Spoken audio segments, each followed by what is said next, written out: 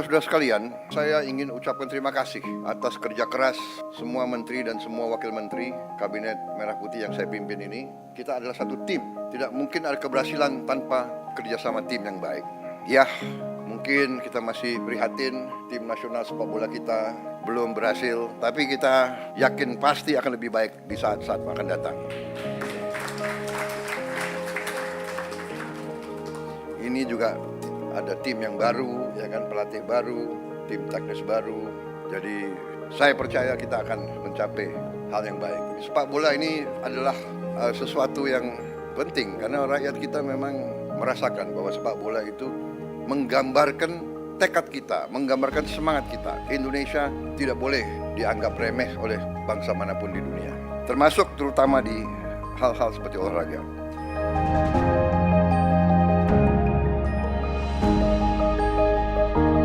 Di saat bulan-bulan ini, apalagi menjelang Ramadan dan Idul Fitri, kondisi pangan kita aman, kondisi pangan kita cukup terkendali. Saudara-saudara, ini jangan dianggap hal yang ringan. Kita negara keempat terbesar di dunia, jumlah penduduk kita sangat besar, dan bertahun-tahun kita selalu khawatir dengan keamanan pangan kita. Kita selalu khawatir kita harus impor. Alhamdulillah tahun ini produksinya sangat baik dan saya monitor harga-harga sampai hari ini terkendali. Kita juga boleh sekarang mulai bangga makan bergizi gratis, sudah menjangkau 38 provinsi dan sekarang sudah 2 juta penerima manfaat. Ini suatu prestasi yang luar biasa. Saya terima surat-surat dari pimpinan-pimpinan dunia. Mereka bahkan mau belajar dari kita. Mereka menganggap bahwa kita salah satu yang paling serius dan paling besar usaha kita menangani ini.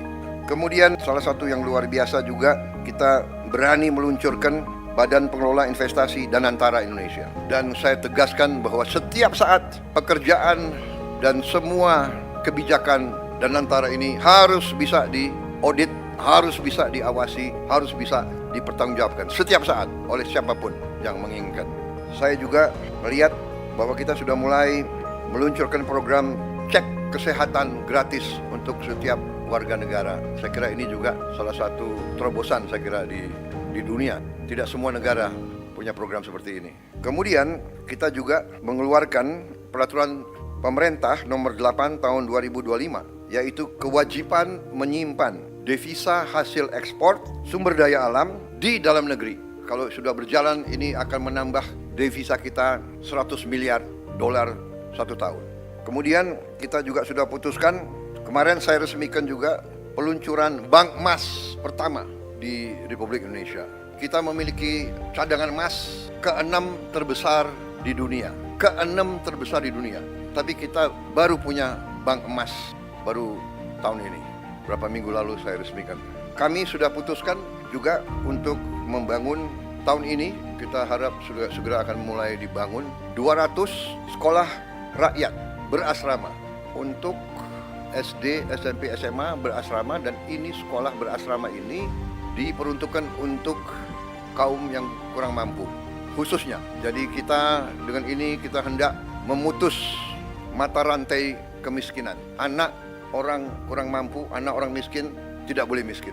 Kita dalam waktu dekat akan membentuk 75.000 sampai 80.000 koperasi desa.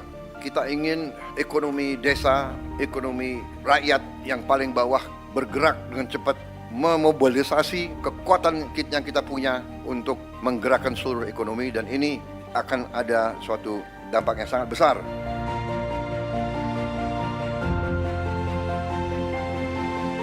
Kita juga berhasil bekerja sama dengan swasta sehingga THR bagi pekerja swasta, BUMN dan BUMD bisa diberikan paling lambat 7 hari sebelum Hari Raya Idul Fitri.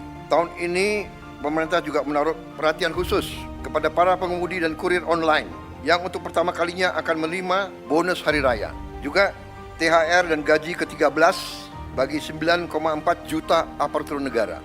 Ini sudah kita umumkan. Juga untuk membantu masyarakat, kita berhasil untuk menurunkan harga tiket pesawat dalam negeri mencapai 13% penurunan. Ini berlaku untuk periode penerbangan 24 Maret 2025 sampai 7 April 2025. Kemudian penurunan tarif jalan tol sebesar 20% di berbagai ruas jalur mudik selama 2 minggu.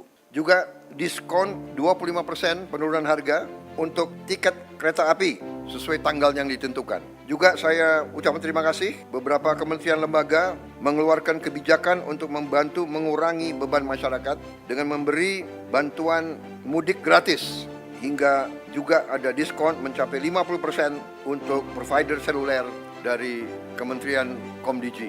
Kemudian alur lalu lintas dijamin harus berjalan lancar melalui jalur darat, kereta api, udara, dan laut. Tentunya Menteri Perhubungan yang akan leading dalam pengendalian dan koordinasi hal ini semua. Menteri Perdagangan memantau terus ketersediaan bahan pangan dan harga bahan pokok. Juga kita antisipasi bahwa di sektor pariwisata ini juga akan meningkat dan perlu antisipasi dari Menteri Pariwisata hal-hal yang harus disiapkan. Tentunya segi keamanan, Polri, TNI, BIN, Kemenhub, BUMN, dan kementerian lain ikut semuanya membantu untuk memantau keamanan. Di bidang industri dan tenaga kerja juga berjalan baik. Saya juga minta pelayanan publik, terutama semua rumah sakit harus siap, semua fasilitas kesehatan, juga sektor perbankan disiapkan dengan baik. Peringatan dan informasi cuaca, saya juga mohon terus masyarakat diberi informasi terus-menerus. Terima kasih, saudara sekalian.